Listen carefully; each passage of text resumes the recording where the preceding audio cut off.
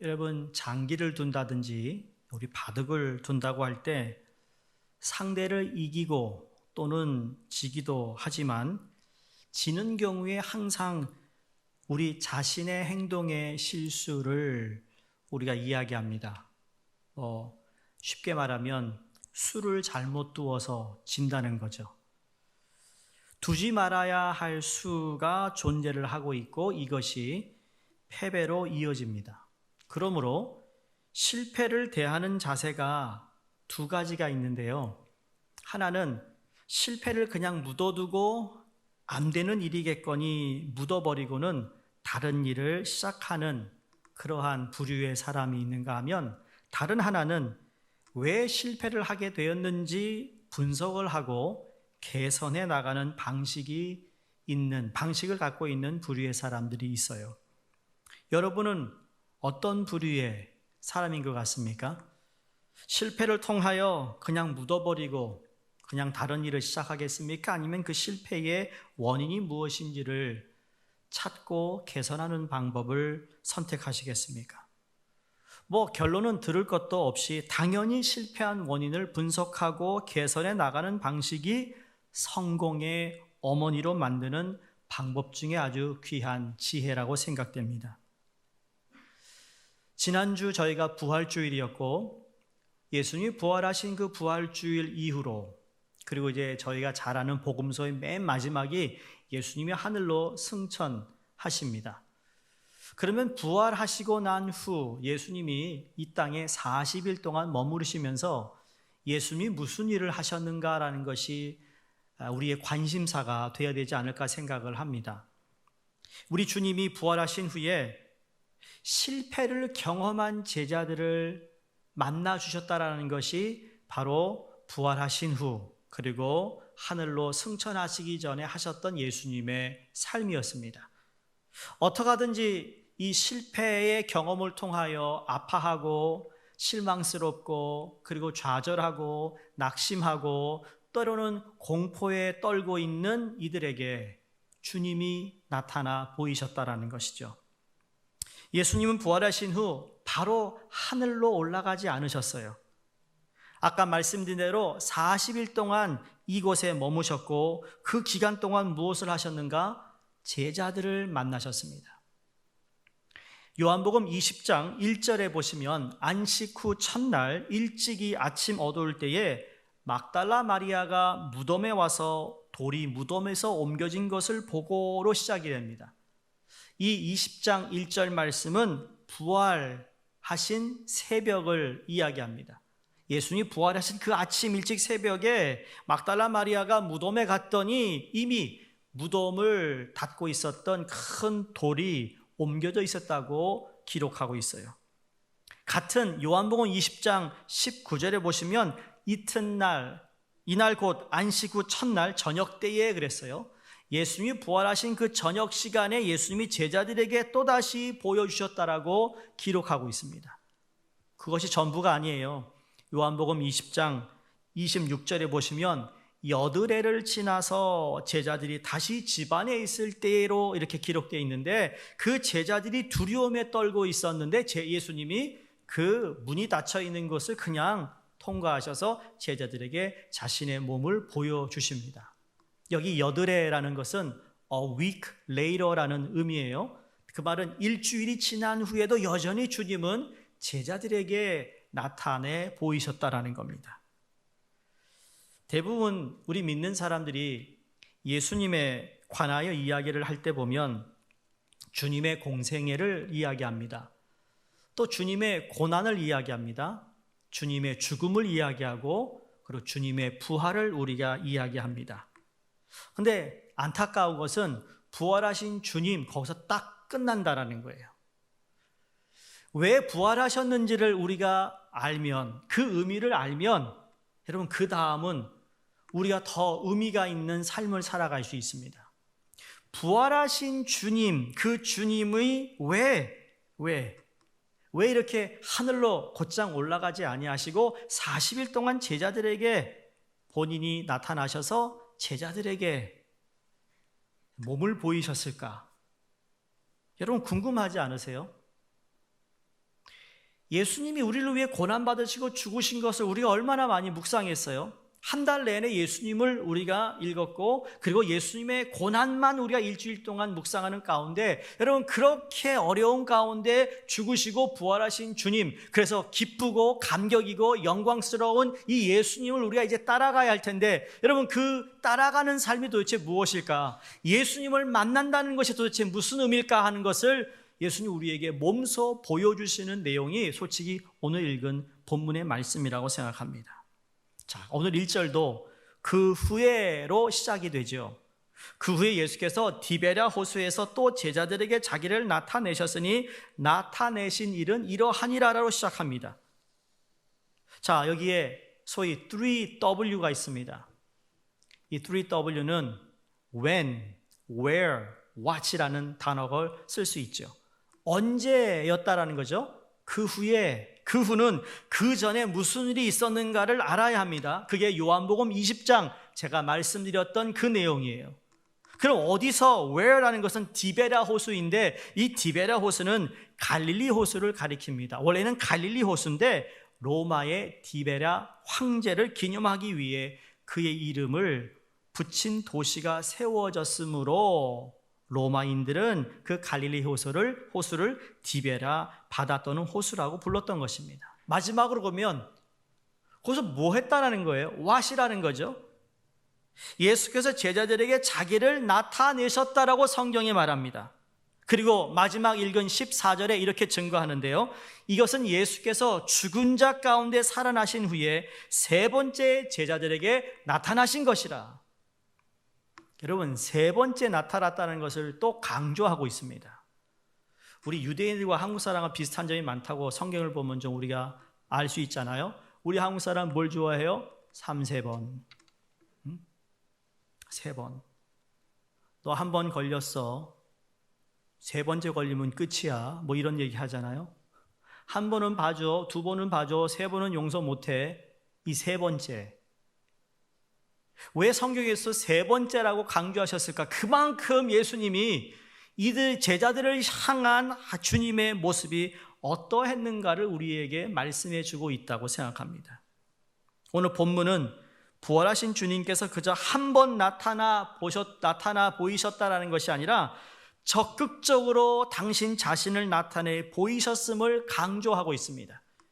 제자들의 요구나 요청에 의해서가 아니라 당신 스스로 그렇게 행하셨다라는 거예요. 제자들이 예수님을 만나고 싶다고 약속을 하거나 아니면은 기도를 하거나 간구한 것이 아니에요.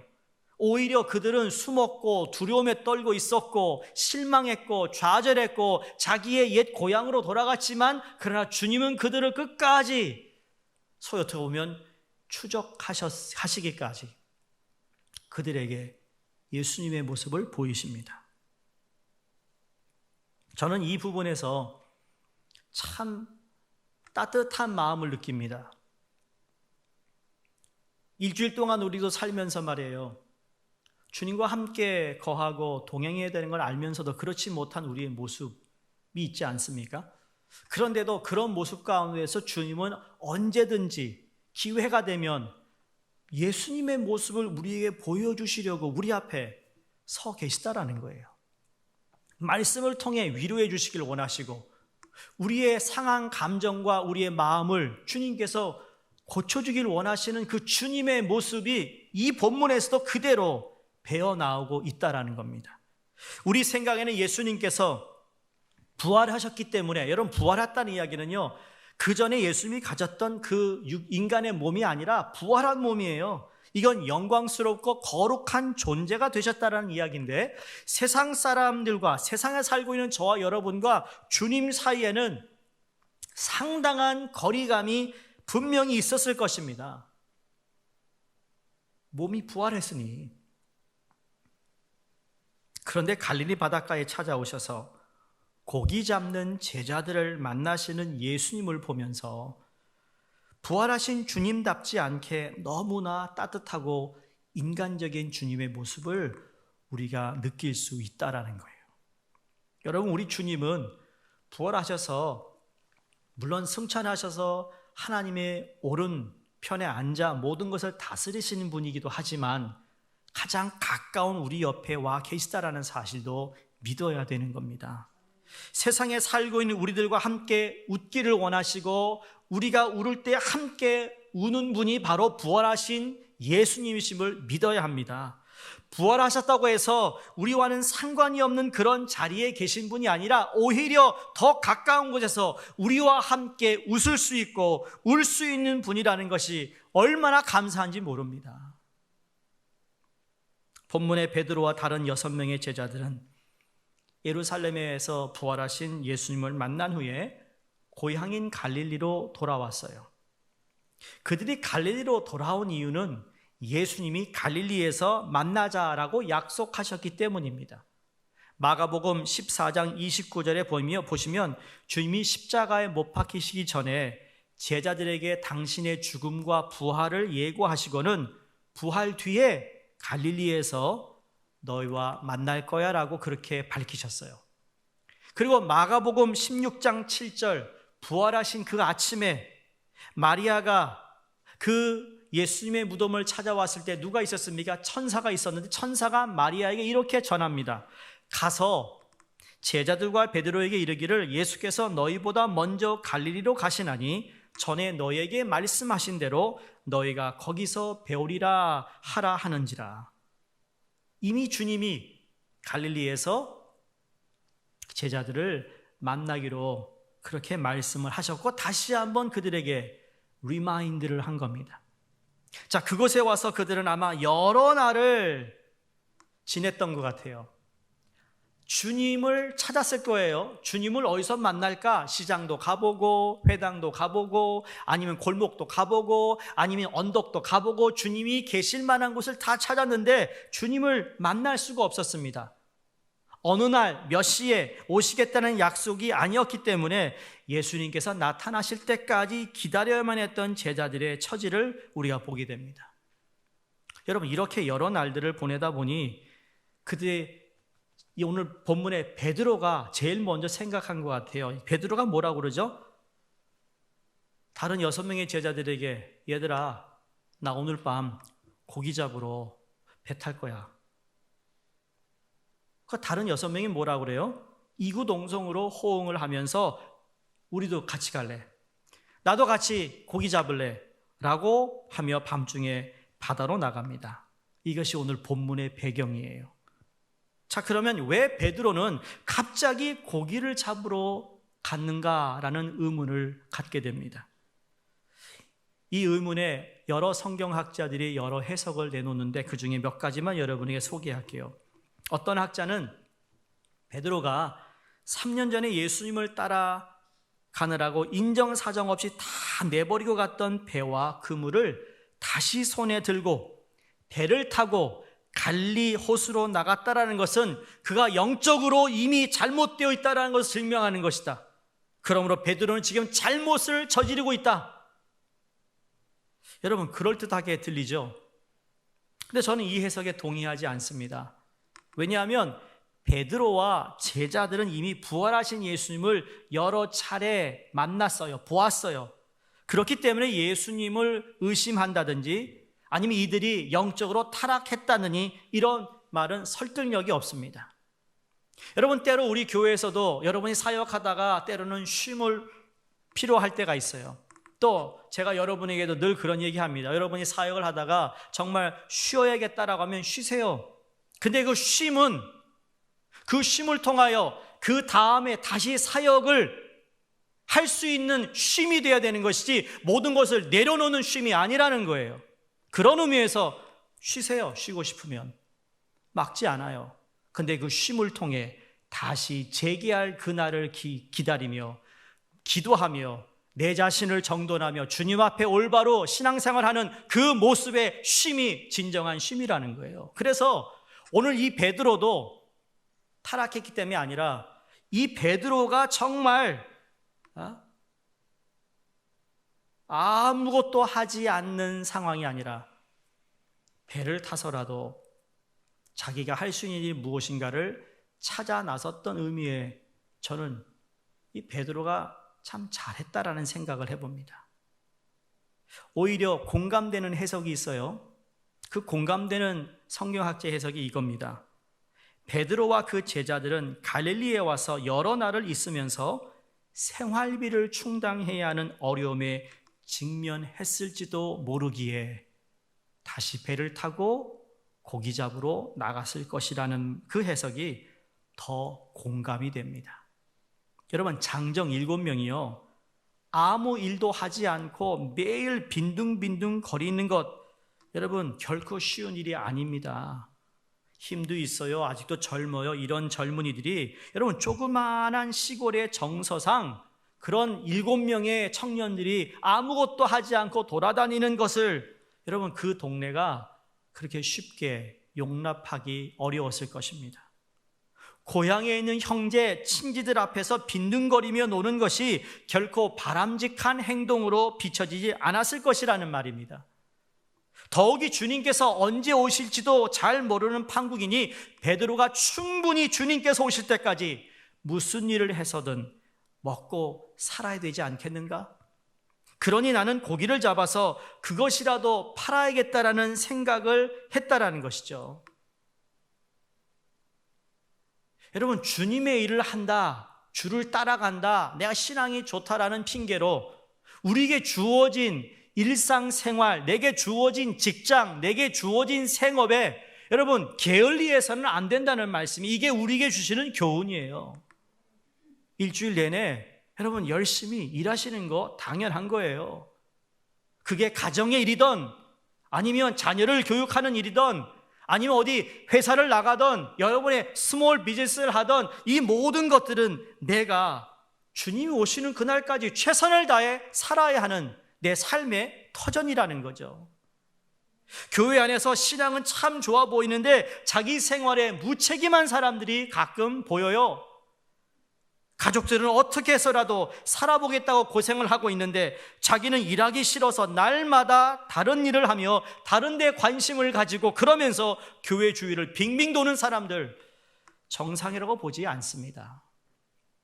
남의 신세를 많이 지고 있는 딱한 처지에 있으면서 힘든 일, 굳은 일 가리지 않고 소매를 걷어붙이고 일할 생각을 해야 할 텐데 이 일은 힘들다, 저 일은 남보기 망신스럽다 하면서 일은 하지 않고, 여러분 일하지 않고 가만히 집에 안 있으면요 별의별 생각이 다 납니다.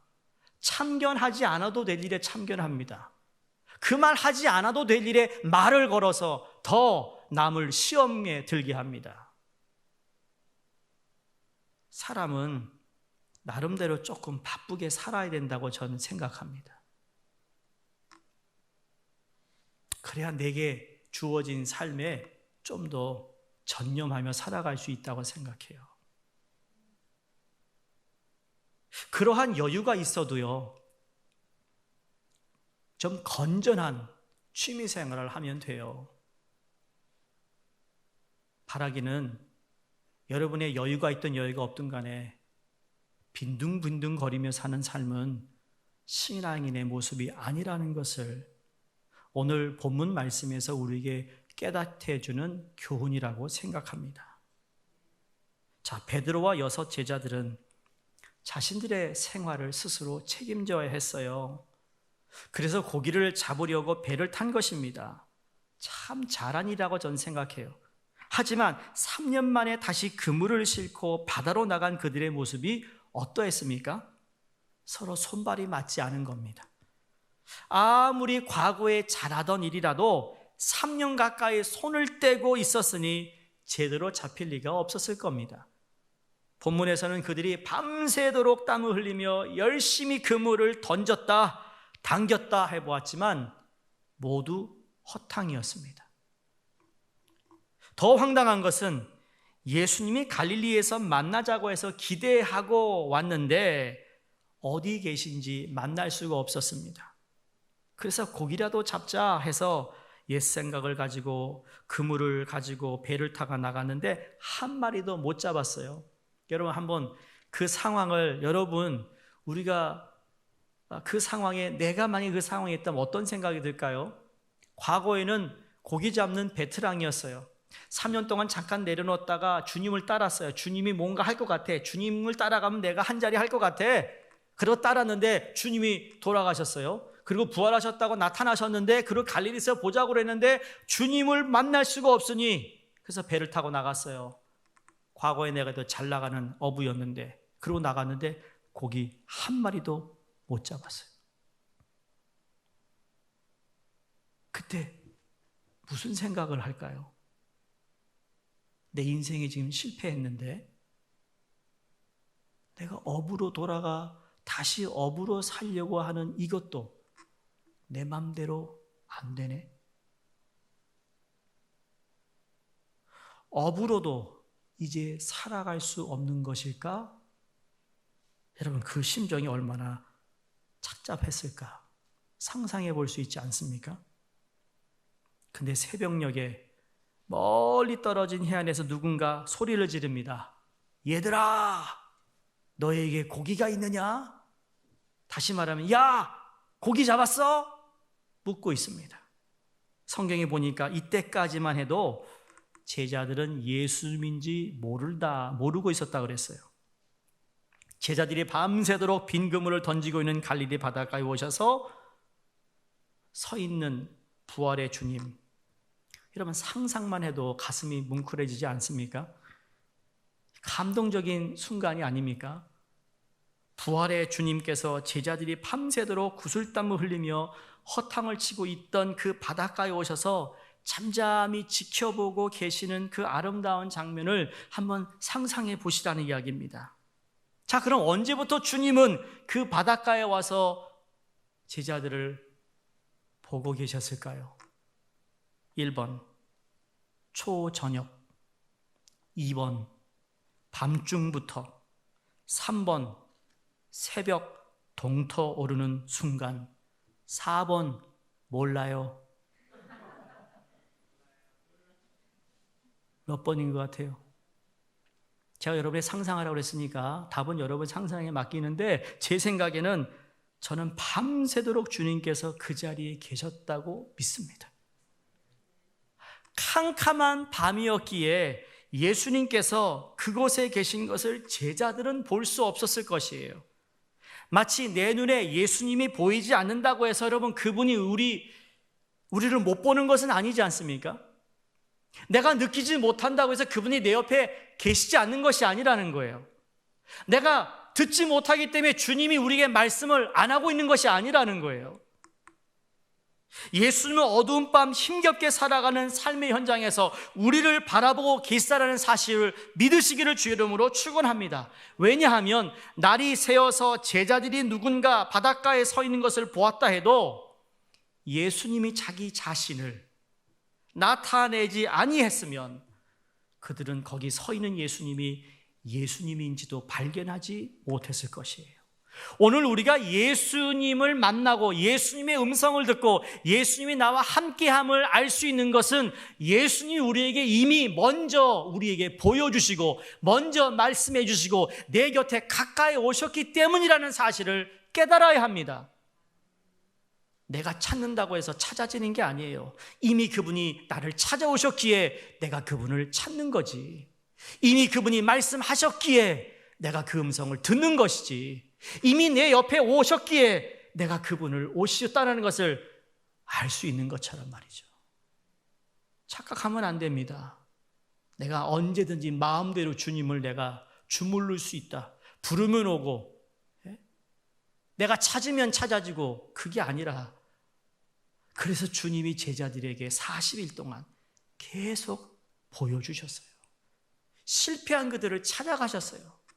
어쩌면 오늘 이 아침에도 여러분 생각에 이 코로나로 인하여서 내가 실패한 인생 같고 모든 것이 무너진 인생 같지만 여러분 그러기 때문에 오히려 주님이 여러분을 더 관심 있게 지켜보고 있고 가까이 계시고 말씀하고 있음을 믿으셔야 합니다.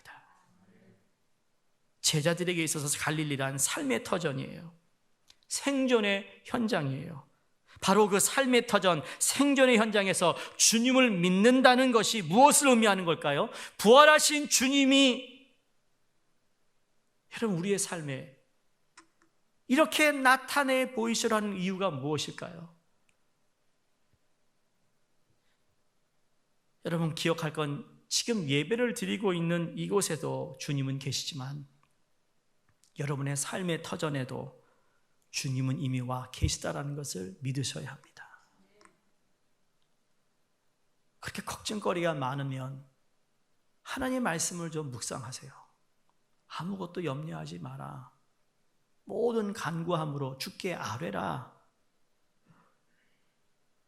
주 예수 그리스도의 평강이 너의 마음과 생각을 지키자 하셨어요. 왜? 그 마음과 생각이 엉뚱한 데 가지 못하도록 주님이 여전히 여러분을 지키려고 하시는 그 아버지의 마음, 그 사랑 얼마나 감사합니까?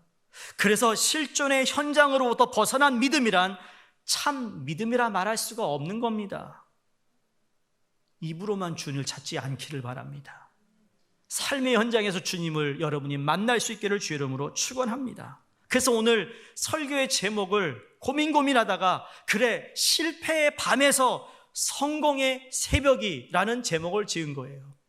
우리는 지난날 어제 저녁 과거가 실패의 삶이었다면 그러나 이제는 성공의 새벽이 되기까지 오늘 본문에서 세 가지를 우리에게 말씀하시는데 첫 번째로 빈 그물을 채우시는 예수님을 우리가 만납니다. 제자들이 아무것도 잡은 것이 없다고 하자 예수님이 이들에게 한마디를 던집니다. 그물을 배 오른편에 던지라. 그리하면 잡으리라. 약속이었어요. 오른편에 던져라 이게 아니고요. 던지면 고기가 잡혀. 아주 대단한 선언입니다. 그 말씀에 제자들이 순종하고 153마리가 잡혔다고 그랬어요. 사랑하는 성도님들, 저는 이 빈 그물은 고기를 잡는 데는 실패했을지 모르지만 이 실패를 부정적으로만 보고 싶지 않습니다. 왜냐하면 빈 그물이 있었기에 하나님의 기적을 체험할 수 있었기 때문입니다. 비었기에 채울 수 있었다라는 거예요. 홍해가 앞을 가로막는 위기가 있었기에 이스라엘 백성은 홍해가 갈라지는 체험을 할 수 있었습니다. 광야에서 목이 타는 갈증을 경험했기에 큰 바위가 갈라지면서 생수가 솟아 올라오는 그 일을 그들이 경험할 수 있었습니다. 먹을 것이 없이 고생을 했기에 예수님을 따르던 무리가 떡 5덩어리와 물고기 2마리로 5,000명을 먹이는 하나님의 전능하신 손을 볼 수 있었습니다. 12년 동안 한류병으로 고생을 하였기에 주님의 옷자락을 만지자마자 낫게 되는 기적을 체험하게 되었습니다. 이런 이유에서 부활의 주님을 만나는 사람에게 빈 그물을 가지고 밤새도록 고생하고 고통하는 것이 여러분 절대로 헛수고가 아니라는 사실을 아셔야 합니다. 중요한 건 그러한 상황 속에서 나는 열심히 내게 주어진 일에 성실히 최대한 가능한 삶을 살았느냐가 중요한 것이죠. 그래도 빈털털이라면 여러분 그러한 것을 주님은 다 보고 계시고 알고 계시고 그리고 그 빈 그물을 채워주시기를 원하시는 주님이 계심을 믿으시기를 바랍니다. 그것이 일시적인 고통은 될 수 있고 한동안의 눈물과 어려움은 되었을지 모르지만 부활의 주님을 만나고 나면 그것이 도리어 그게 축복이었구나, 도리어 영광스러운 고통이었다는 것을 우리가 알게 됩니다. 오늘날 여러분의 그물이 비어 있습니까? 밤새도록 수고를 하였지만 얻은 것이 없습니까? 이럴 때 중요한 것은 우리 인생의 바닷가에 서 계신 부활하신 주님을 만나는 것이 여러분의 인생이 주어지기를 바랍니다. 주님께서 무엇을 말씀하시든 그 음성을 듣는 것입니다. 아침 일찍 일어나 조용히 하나님의 말씀을 펴 묵상하며 읽어보세요. 주의 음성을 들을 수 있게 될 것입니다. 이것은 그냥 피상적으로 말씀드리는 것이 아니라 진정으로 주님 앞에 내가 빈 내 이 모습을 주님께서 것으로 채우고자 원하는 마음에 주님은 꼭 채워주신다는 사실이죠. 오른편에 그물을 던지라 하시든지 손을 털고 배에서 내리라 하시든지 간에 우리는 주님의 음성을 들어야 합니다. 그리고 그 음성을 들을 때는 주저하지 말고 순종하시기를 주의 이름으로 축원합니다. 두 번째, 실패와 축복의 이 간격은, 사이는 멀지 않다라는 겁니다. 새벽에 되어 빈 그물을 싣고 돌아오는 어부들을 예수님께서 부르세요. 얘들아, 너에게 고기가 있느냐라고 물으셨을 때 없습니다. 그들은 예수님인지 알지 못하고 한 마리도 없다고 대답했는데 예수님은 그들에게 그물을 배의 오른편에 던져라 라고 말씀합니다. 자, 베테랑급의 어부들의 기술과 여러분 노력이 헛수고가 되었지만 예수의 말씀대로 그물을 오른쪽에 던졌더니 오늘 성경이 그물이 찢어질 정도로 153마리나 잡혔다라고 말씀하고 있습니다. 여러분이 만약에 베테랑이에요. 여러분 하는 일에 왼쪽에도 해보고 오른쪽에도 해보고 앞에서도 해보고 뒤에서도 해보고 별의별 걸 다 해봤습니다. 그래도 안 돼요. 근데 어느 날 여러분이 말씀을 묵상하고 기도하는 가운데 주님이 이건 어때? 라고 만약에 말씀을 전했을 때 그게 주님의 말씀이라고 여러분이 확신한다면 여러분 그 말씀에 순종하실 수 있는 분이 몇 분이나 계실까? 여기 계신 모든 분들이 다 순종하시기를 바랍니다. 여러분, 실패와 축복의 사이는 얼마나 될까요? 축복을 받는 것과 실패를 한 것의 이 간격은 얼마나 될까요? 오늘 성경 그대로 여러분 그대로 응용하면 배 왼편에서 오른편 사이밖에 되지 않는다라는 겁니다. 왼편이 실패였다면 축복이 오른편이어서 그 배의 오른편과 왼편의 이 사이는 여러분 그렇게 간격이 넓고 큰 게 아니라는 거예요. 아니 밤새도록 왼쪽에도 던져보았고 오른쪽에도 던져보았습니다. 그런데 오른쪽에 그물을 던져보라는 말이 여러분 이 베테랑에게 먹히겠습니까? 그럼에도 불구하고 제자들은 예수님의 말씀에 무조건 순종을 했다라는 것이 대단한 겁니다.